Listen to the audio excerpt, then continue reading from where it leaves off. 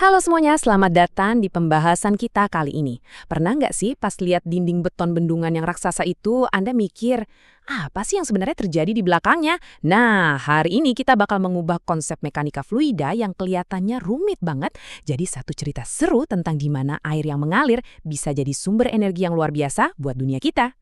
Biar kebayang seberapa masifnya hal ini, coba deh pikirin angka ini, 1.250 gigawatt. Itu adalah total kapasitas terpasang tenaga air di seluruh dunia saat ini. Angka sebesar itu memproduksi sekitar 17% dari total listrik global loh. Ini bukan cuma angka di atas kertas, tapi bikin tenaga air jadi penyumbang listrik terbarukan paling besar di planet ini. Bayangin aja seberapa luar biasanya energi kinetik dari alam yang berhasil kita panen tiap harinya.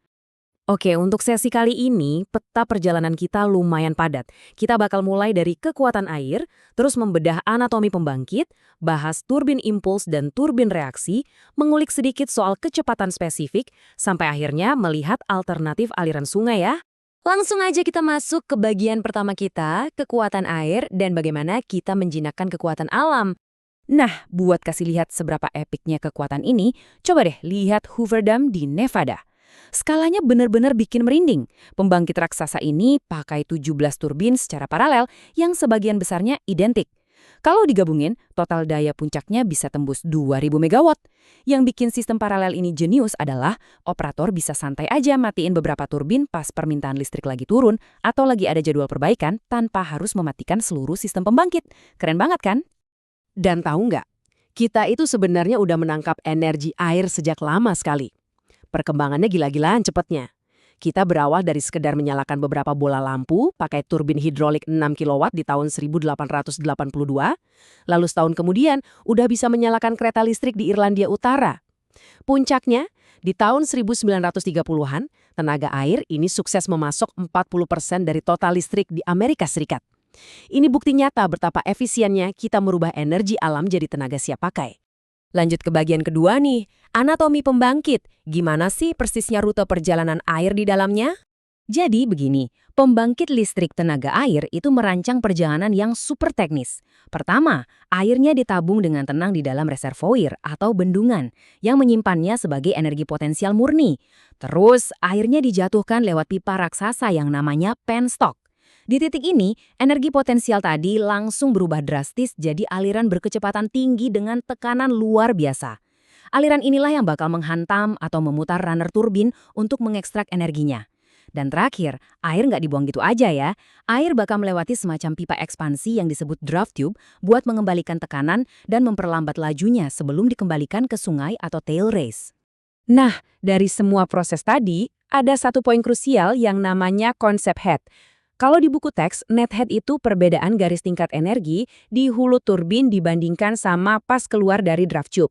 Tapi gampangnya gini, angka head ini digabung dengan seberapa banyak volume air yang mengalir, itu penentu utama seberapa besar daya mekanis mentah yang bisa diserap turbin kita. Intinya, makin tinggi headnya, makin gede juga potensi energinya. Tapi masalahnya, kondisi alam tiap lokasi itu kan beda-beda. Disinilah para insinyur ketemu persimpangan jalan pas mendesain turbin. Tergantung pada head dan aliran yang ada di lokasi, mereka harus milih salah satu dari dua kubu. Pakai turbin impuls yang jago banget untuk head sangat tinggi tapi alirannya kecil, atau pakai turbin reaksi, jagoan utama buat kondisi head rendah tapi aliran airnya masis banget. Mari kita bahas kubu yang pertama di bagian 3, turbin impuls. Ini dia bintangnya, roda Pelton. Ini jenis turbin impuls legendaris yang diciptakan sama Lester H. Pelton di tahun 1878. Cara kerjanya itu sangat mencolok loh. Turbin ini nggak direndam di dalam air. Alih-alih begitu, fluida didorong lewat nozzle yang ujungnya sempit banget, merubah semua energi mekaniknya jadi pancaran air berkecepatan super tinggi. Pancaran kinetik inilah yang bahkan menabrak sudu-sudu unik yang bentuknya mirip mangkuk buat mentransfer energinya dan memutar poros turbin dengan tenaga yang luar biasa. Yang paling menarik itu justru di bagian dalam sudut turbin tersebut. Kalau diperhatiin, ada garis tengah yang namanya punggungan pembelah atau splitter ridge. Percaya nggak percaya, konon bentuk ini terinspirasi dari hidung sapi loh. Tapi ini bukan cuma buat estetika. Si hidung sapi ini tugasnya membelah jet air jadi dua dan membalikan arah alirannya sampai hampir 180 derajat menjauhi sudu. Di dunia fisika, memutar balik momentum air sedrastis ini adalah trik rahasia buat memeras daya dorong mekanis yang maksimal ke poros turbin. Benar-benar cerdas, kan? Sekarang kita masuk ke bagian 4, turbin reaksi, solusi buat skenario dengan aliran yang masif. Bayangin Anda punya sungai dengan aliran air yang luar biasa besar, tapi ketinggian air terjunnya rendah banget. Itu wilayah kekuasaannya turbin reaksi. Beda sama turbin impuls yang tadi main semprot air di udara terbuka, turbin reaksi ini terjanya terendam sepenuhnya di dalam air. Jadi, fluida mengisi seluruh selubung spiralnya secara penuh. Aliran ini diarahkan sama baling-baling pemandu, lalu diatur secara presisi pakai wicket gates, semacam katup yang sudutnya bisa diatur-atur. Katup inilah yang nembakin air bertekanan besar yang lagi berputar itu langsung ke bila-bila runner. Di titik inilah momentum ditransfer besar-besaran untuk menghasilkan putaran poros. Di dalam keluarga turbin reaksi sendiri, ada perbedaan desain yang cukup jelas. Coba lihat yang di sisi kiri. Itu namanya runner Francis, jawara buat kondisi head menengah. Bentuk alirannya campur, kompleks, dan kerasa padat. Nah, bandingin sama yang di kanan, itu runner Kaplan atau tipe baling-baling aksial, khusus buat head rendah tapi alirannya super deras. Kalau diperhatiin, yang kanan ini bentuknya persis kayak kipas angin raksasa atau baling-baling kapal laut kan? Cuma bedanya, ini kerjanya bergerak mundur karena didorong arus air. Lalu, dengan sekian banyak desain, gimana insinyur memilih turbin yang pas? Kita bahas di bagian 5, kecepatan spesifik. Mereka itu nggak pernah asal tebak. Insinyur pakai semacam contekan sakti mekanika fluida berupa parameter tak berdimensi yang namanya kecepatan spesifik turbin. Mereka tinggal masukin variabel seperti daya poros, rotasi, densitas, dan head ke dalam rumus, lalu keluar deh satu angka pasti. Aturannya gampang banget, kalau angkanya di bawah 0,3 pasti pakai turbin Pelton. Kalau di rentang 0,3 sampai 2, turbin Francis yang maju. Dan kalau angkanya di atas 2, turbin Kaplan atau propeller yang bakal ngasih efisiensi tertinggi.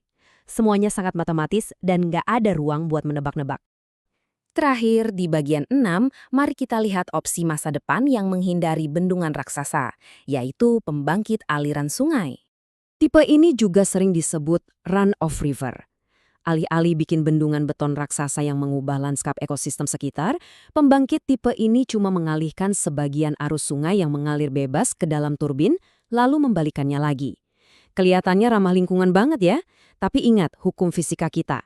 Karena energinya cuma bergantung dari kecepatan alami arus sungai, pembangkit ini kapasitas dayanya jauh lebih kecil dibanding bendungan yang pakai tekanan head vertikal. Terus seringkali mereka nggak bisa beroperasi maksimal pas debit sungai lagi rendah di musim kemarau. Setelah kita keliling mengeksplorasi keajaiban mekanis luar biasa ini, mulai dari menangkap energi kinetik alam, ngeliat sudut turbin yang mirip hidung sapi, sampai ngomongin baling-baling raksasa di dalam air, kita dihadapkan pada satu pertanyaan besar untuk direnungkan. Pembangkit listrik skala besar itu memang sanggup ngasih kita daya terbarukan secara instan, tapi run-off river menawarkan alternatif yang jauh lebih ramah buat ekologi sungai kita. Di saat kebutuhan energi dunia terus aja meroket, pengorbanan dan keseimbangan mana nih yang siap kita ambil demi kelestarian planet ini? Terima kasih banyak udah nyimak pembahasan mendalam kita kali ini, dan teruslah menggali keingintahuan Anda.